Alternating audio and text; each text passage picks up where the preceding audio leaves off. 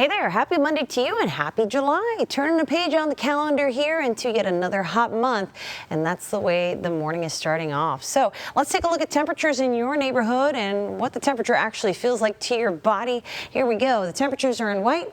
What your body perceives the temperature to be in yellow. Have the full view for yourself. We are waking up to a morning that is a bit warmer along the coast with 84 as the temperature at both NAS Corpus Christi and in Port Aransas, but feeling a little warmer there at NAS Corpus Christi, 95. That feels like temperature 94 in Port A. Rockport's doing a little better, 83, feeling like 92. And as you move away from the coast, 81 for both CCIA and Kingsville, but CCIA feels like 88. Kingsville feeling like 89. Most other inland locations in the 70s and feeling pretty close to that temperature.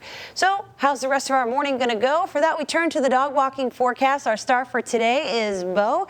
I'm told he's a very good pup. And as he goes for that walk today, again, we're going to try to focus this more earlier in the morning or later in the evening because it's going to be a hot one out here. We want to make sure pups that are nice and fluffy like our friend Bo here are ready to go and have a way to stay cool during the hot afternoon. So we'll be in those lower 90s by lunchtime, and heading into the afternoon, we cruise right to those middle to upper 90s, and we'll have more sunshine into the afternoon despite some hazy skies on account of Saharan dust. So a warm morning overall with very little in the way of wind. That wind does pick up a bit in the afternoon, but you may not want to spend a whole lot of time outdoors, whether it's from the heat or from the Saharan dust in our atmosphere, because it does impact our air quality. Saharan dust can be a respiratory irritant, so our air quality drops to this orange category, which is unhealthy for some.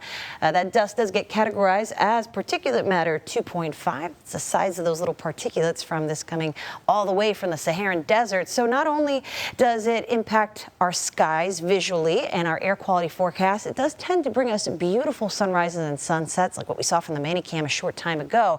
But it also impacts the forecast because it carries some dry air with it, and the dust particles kind of overwhelm the atmosphere to where it's difficult to make clouds and therefore rain in our forecast. So here's that plume here now. It'll be a bit worse as we head on into Tuesday, but clears up for the most part by Wednesday. We could be looking at another batch coming to the coastal bend as we wrap up Thursday heading into Friday. So we'll keep an eye on that part of the forecast. But notice we also have some of this lingering in the Caribbean Sea. That's good for the tropics. We'll talk about that coming up in a moment. But first, your rainfall forecast is looking pretty dry over the next 7 days.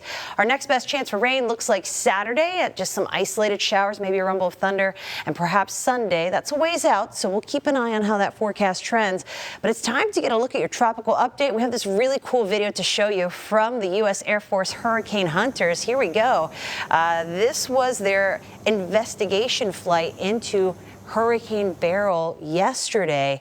It's just wild video to kind of see how those clouds are coming together, but there is a haziness quality to this video and some of that dust trying to interact with the storm. We would love for that to happen because it tends to weaken the storm, but that's a monster of a hurricane. It's going to take a little more than some Saharan dust to beat up on it. But we'll talk about that forecast right now. Here's what's going on in the tropics. Beryl right now, a Category 3 major hurricane with maximum sustained winds of 120 miles per hour. It's gusting up to 150 miles per hour, moving very quickly to the west at 20 miles per hour, going to make an impact here on the Lesser Antilles Islands and the northern coast of South America. But the forecast track keeps it as a pretty potent major hurricane on into the Caribbean. After that, it reaches some obstacles as it moves through the western Caribbean and closer to the Gulf of Mexico. The current forecast track has this storm crossing over the Yucatan Peninsula near the coast of Belize and Mexico and weakening to a tropical storm by the time it's in the Bay of Campeche. Now, this forecast will likely change. Little wobbles can mean big changes in our impacts, if any, at this time. It's too early to say. So we're just going to keep an eye on this forecast and not worry right now. But yeah, this storm is going to have to contend with wind shear, with dust, and land masses at that. So a lot can happen. Please check on the forecast at least once a day. I can tell you, though, Beryl became a history maker here as the earliest Category 4 hurricane yesterday. It's never happened that early during the month of June.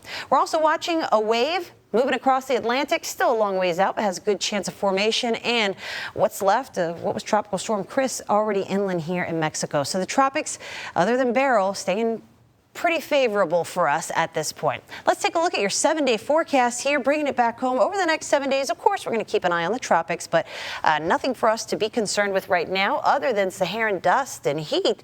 Looking really hot for your 4th of July forecast.